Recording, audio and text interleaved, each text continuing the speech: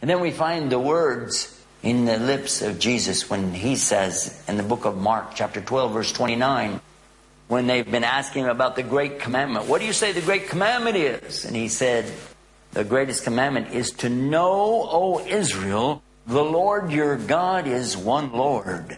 And you have to love him with all your strength and all your might and all your mind, all your heart. All of you has to love God, worshiping him alone.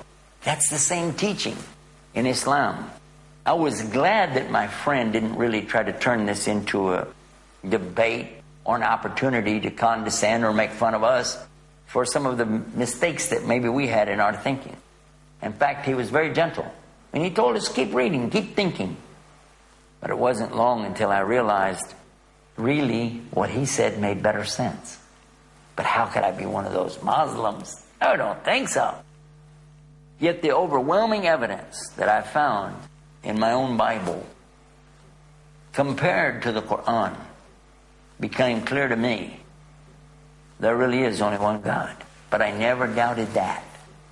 And this is what I want to really emphasize, how important it is for us not to try to win a debate and drive somebody out of Christianity or any religion.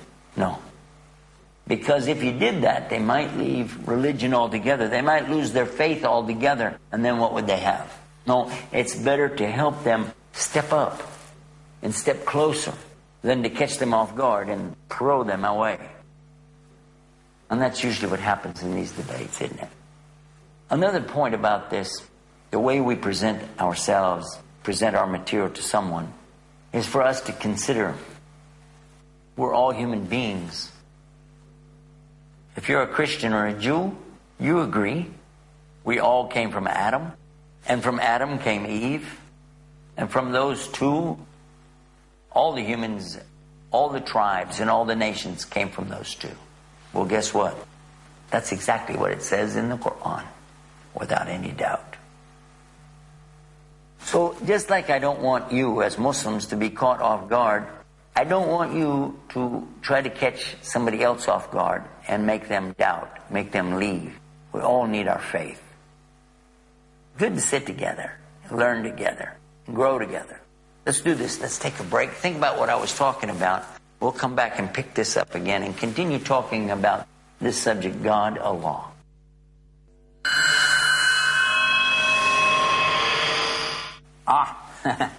We're back from our break. We've been talking about the subject of God, and I want to share with you now an example of something that happened to me one time. Somebody asked me, why don't you guys, you Muslims, why don't you say God like normal people? Why do you say Allah? I said, well, first of all, normal people don't all say God. And normal people, even normal Christian people, don't necessarily use this word God, and many of them never even heard of it. They use words like in Spanish, Dios, and in French, and other languages have different words when they talk about the one creator and sustainer of the universe. By the way, if you were a Christian Arab, you would be using the word Allah, because that's the word that they use, whether they're Arab, Christian, or Arab, Jew. The Bible in the Arabic language uses the word Allah. On page 1 of Genesis, you find it 17 times. And by the way, you can prove what I just said for yourself. If anybody tells you that Allah has nothing to do with Christianity or Judaism, you can show them up real easy. All you have to do is go to any hotel or motel practically on the planet, and in the dressing table right next to the bed, the lamp table, just open the drawer and take it out. You'll find a Bible and turn 6 or 8 pages, and you're going to see examples of the translations to the various languages. I think they have 27 languages Gideon Society has produced, and they've done a nice job. The first example they give you is the Afrikaans language from South Africa. And then the second one they give you is from the Arabic language. And the verse that they translate in all of these examples is the verse out of John 3:16. And it starts out, for God so loved the world. And in the Arabic, which is right there, it says, for Allah so loved the world. If Allah was not the correct translation, then why have all of these Bibles all over the earth have this translation of God into Arabic as Allah? And then there's another point. There was no English language until after the Normans invaded the Saxons in the year 1066 AC. It means nobody said the word God. No normal people said the word God before that time. And that's only about 960 years ago, isn't it? Think about it. And then, think about this.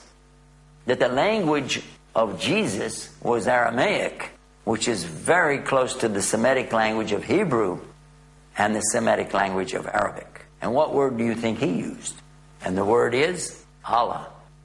If you get a chance ever to talk to somebody about the Aramaic language, you'll find that that is the word that they're using when they say Allah or God. But the concept of Allah is what's important even from a linguistic point of view. Because there is a word in Arabic for God. It's called Ilah. And it comes from the same root as the one that you find in Arabic, El. Like Elohim.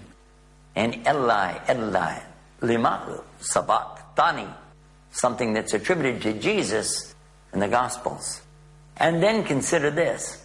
If somebody's telling you that Muslims worship a moon god called Allah, that's bizarre. That's preposterous. That's ludicrous. And it's a lie. Because in the Quran we find very clearly that the companions of Muhammad were asking about the moon itself. They wanted to know about the new moons, and was there any superstition to it? Is there something about a new moon going in or out that they should be worshiping? And it says in the Quran in verse 189 in chapter 2 in Surah Baqarah, Yasalunaka. They're asking you, and that's a translation of that, they're asking you, O Muhammad, about the new moons. This is the question. And look what he said. It's nothing about superstition, nothing about worshiping them. He said these are nothing more than to indicate to you the months, the seasons, so you'll know when to perform, for instance, your pilgrimage or your Hajj in the month of Dhul Hijjah. Well, now, if you've understood everything that I've just said, you realize that the Quran is against the worship of anything that Allah created. It's against worshiping anything that you can see or hear or touch or smell or feel. It consistently says the same thing, not to worship other than Allah. Allah tells us in the Quran who He is and who He's not. But we find the same thing in the Bible. An amazing statement in the Bible here is when Jesus, in Mark 12:29, is telling His followers about the greatest commandment. He said the greatest commandment is to know, O Israel, the Lord your God is one Lord, and you have to love Him with all your heart and all your mind and all your strength. Then we find the same thing in the Old Testament. This is in Deuteronomy, chapter 6. Go to chapter 6, and you're going to find that. Exact quote.